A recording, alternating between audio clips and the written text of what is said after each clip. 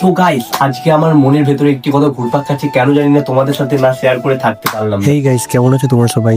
চলে এলাম আরো একটি নতুন ইন্টারেস্টিং ভিডিও নিয়ে। চলো তোমাদের খারাপ লাগার কারণটা বলা যাক। আগের দিন আমাকে কুকুরে কামড়েছে, সেই জন্য আমি কোনো কাজ করতে পারছি না। সবাই কাজ করছে আর আমি দাঁড়িয়ে দাঁড়িয়ে দেখছি। এমনিতেই আমি কোনো কাজ করি না, পাশাপাশি আমি পড়াশোনাতেও খুব একটা ভালো না, সেই জন্য কাজের সময় আমার কোনো কাজে হেল্প করতে পারছি না বলে খারাপ লাগছে। শেষে লজ্জায় বাড়ি এসে দোকান খুলে বসলাম। কমপক্ষে মানুষ দেখলে বলবে ছেলেটি কাজ করে। দোকানে বসে আছি দেখে লোকজন ভাবে ডিপ চিন্তায় আছি। আসলে শুধু কি খাই এই চিন্তা মাথায় ঘুরছে। আজকে দুপুরে আলমারিটা খুলতেই দেখি একটি পুরনো জামা, মোটামুটি 4-5 বছর হবে। তো এই জামাটির সাথে কত স্মৃতি জড়িয়ে আছে।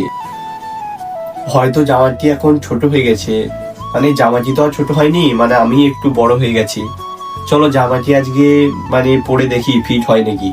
আশা করি হবে না, তাও দেখি ট্রাই করে। জামাটা পরার পর ওপরে এটা পরে নিলাম।